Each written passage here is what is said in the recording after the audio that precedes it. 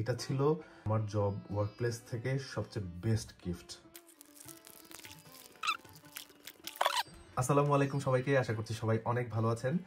আপনাদেরকে অনেক ধন্যবাদ আমার আগের ভিডিওগুলো দেখার জন্য।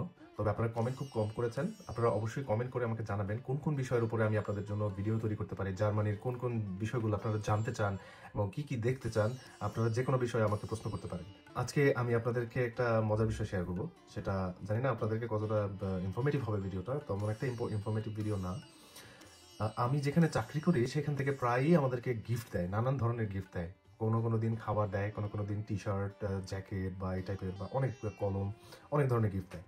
তবে গতকালকে আমাকে একটা গিফট দিল। তো আমি প্রথমে দেখলাম যে সবাইকে দিচ্ছে, মানে আমাদের কলিগদেরকে দিচ্ছে। তো আমি প্রথমে দেখে এটা এক জিনিস মনে করছিলাম, পরে হাতে নেওয়ার পরে আমার ধারণাটা পুরোটাই পাল্টে গেছে। তো আমি চিন্তা করছি যে আপনাদের সাথে আমি আমার গিফটটা শেয়ার করি। কি গিফট দিল, এই যে দেখেন, এটা হলো গিফট, একটা বক্স। আমি প্রথমে এই বক্সটা দেখে দূর থেকে দেখে মনে করছিলাম যে এটা হচ্ছে একটা আইসক্রিম, মনে হয় ওরা আইসক্রিম দিচ্ছে খাওয়ার জন্য। যখন আমি এটা হাতে নিলাম, হাতে নেওয়ার পরে দেখলাম যে এটা একটা ইকোপট, মানে এটা আমাদের এনভায়রনমেন্টের সাথে রিলেটেড। আর এখানে পাশে লেখা আছে হ্যাপি স্প্রিং উইথ অ্যামাজন। তার মানে স্প্রিং আসছে, শীতের পরে স্প্রিং আসে, আর এই স্প্রিংকে সেলিব্রেট করার জন্য সবাইকে এই ইকোপটটা দিছে। I was very curious to know what is inside, এটা ভিতরে কি আছে আসলে। আমি পরে এটা পড়লাম, পরে দেখি যে এটা হচ্ছে বাসিলিকুম। বাসিলিকুম হচ্ছে একটা গাছের নাম। আর এখানে লেখা আছে মিট বিও সামেন। মিট মানে হচ্ছে উইথ, মানে সাথে, বিও সামেন মানে বিও মানে তো বুঝেন, আর সামেন মানে হচ্ছে বীজ। জার্মান ভাষায় সামেন, সামেন না, উচ্চারণটা হবে জামেন। জামেন মানে হচ্ছে বীজ। তো বাসিলিকুমের বীজ এটা ভিতরে আছে। তো চলেন এটা একটু খুলি, আমি খুলে দেখি এটার ভিতরে কি আছে আমার কাছে। ওকে, দেখেন, এটা হচ্ছে বাসিলিকুম বিও, আর এটা বৈজ্ঞানিক নাম হচ্ছে অসিমুম বাসিলিকুম। এই গাছটা কি আসলে?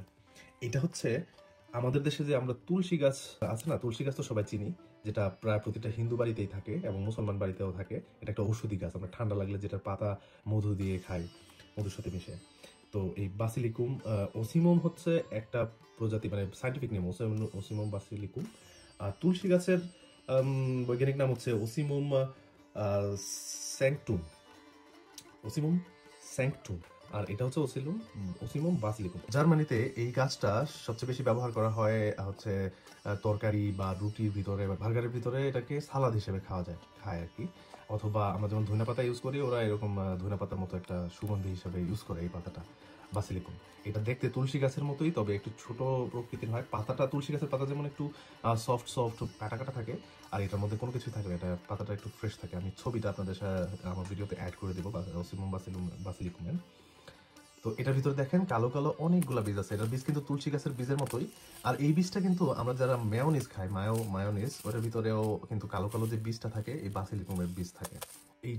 এটার কভার, এই পটটা কিভাবে তৈরি করছে, এই যে এইটা হচ্ছে কভার ছিল, এটাকে এটার উপরে রাখলে এটা একটা পট হয়ে গেল, এটা ফ্লাওয়ার কি বলে এটাকে, টব হয়ে গেল।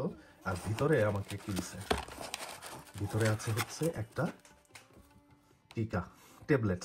আর ট্যাবলেটটা হচ্ছে একটা সারের ট্যাবলেট, মানে এটা গাছের ছালবাকল দিয়ে বানানো, এটা হচ্ছে ফার্টিলাইজার।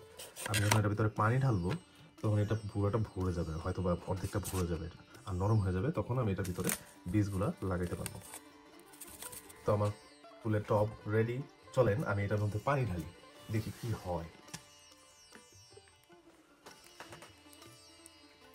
আমি এটাকে, ওয়াও কি সুন্দর, দেখেন এই ট্যাবলেটটা কি হয়ে যাচ্ছে, ফুলে যাচ্ছে। আমি এটার মধ্যে অল্প একটু পানি ঢাললাম, আমি ভালোভাবে পানি ঢালি।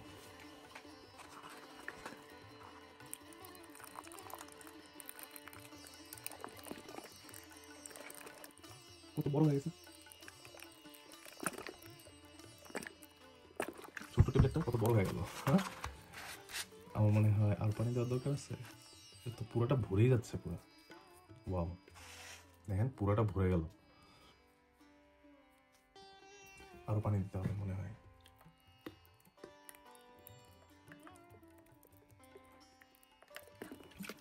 হ্যাঁ, এটা আর দেওয়া লাগবে না, বেশি দিলে আবার চিপচিপা হয়ে যাবে, চিপচিপা পানি হয়ে যাবে।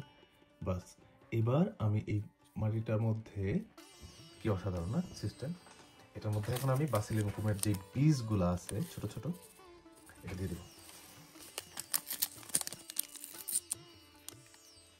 আগে হাতে নিই, ছোটবেলায় আমি যখন গাছ লাগাইতাম খুব ভালো গাছ হইতো, মানে আমাদের এলাকার মানুষ বলে যে সবার হাতে গাছ হয় না, এরকম স্পেশাল কিছু মানুষ আছে যারা লাগাইলেন। তো কি হয়, গ্রামের মানুষেরা যে সিমের বিচি বা লাউয়ের বিচি যখন লাগাইতো, তখন যার হাতে গাছ ভালো হয় বলে মনে করতো তারা ডাইকে আনতো, এই আমাদের একটু গাছ লাগাই দাও। এটার মধ্যে অনেকগুলো বীজ আমি দিয়ে দিলাম, দেখেন বীজগুলো কত ছোট। মনে হয় এটা আর অন্য জায়গায় আমার আরও টব আছে, গার্ডেনিং আগে থেকেই পছন্দ করি। বাস আমি এখানে দিয়ে দিলাম, এবার একটু ঢেকে দিই বীজগুলা, সবগুলা দিব না।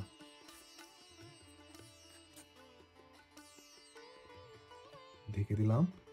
আর যেহেতু সিডসগুলা মানে এগুলা অঙ্কুরিত হয় নাই, মানে এটা থেকে পাতা টাতা বের হয় নাই, এটাকে আমি কি করব, একটু ঢেকে রাখবো। মানে এখন আমি যেটা করছি, এটাকে এইভাবে না রেখে একদিন এইভাবে রাখবো। একদিন এভাবে রাখলে তারপরে যখন এটার মধ্যে জার্মিনেটেড হবে, মানে গাছটা যখন বীজ থেকে বের হবে, তারপর আমি এটা খুলে দিব। আপনাদেরকে আমি পরবর্তী গাছ হওয়ার পরে পরবর্তী আপডেটটা অবশ্যই দিব। আর আমার কাছে গতকালকের এই গিফটটা অসাধারণ লাগছে। আমি জানি না অন্য কলিগদের কাছে কেমন লাগছে, তবে আমার কাছে মনে হয়েছে এটা ছিল মানে আমি আমার জব ওয়ার্ক প্লেস থেকে সবচেয়ে বেস্ট গিফট, মানে আমি আমার পাওয়া সবচেয়ে বেস্ট গিফট মনে হয়েছে। কারণ আমি খাবার খাইলে একবারে শেষ, একটা পোশাক, এরকম পোশাক আমরা প্রায় পাই, কিন্তু এই যে একটা জিনিস দিল, এটা কিন্তু আমাদেরকে অনেক কিছু শেখায়। হ্যাঁ, এখান থেকে আমরা পরিবেশ রক্ষার প্রতি একটা আগ্রহ তৈরি হয় আমাদের মনের মধ্যে।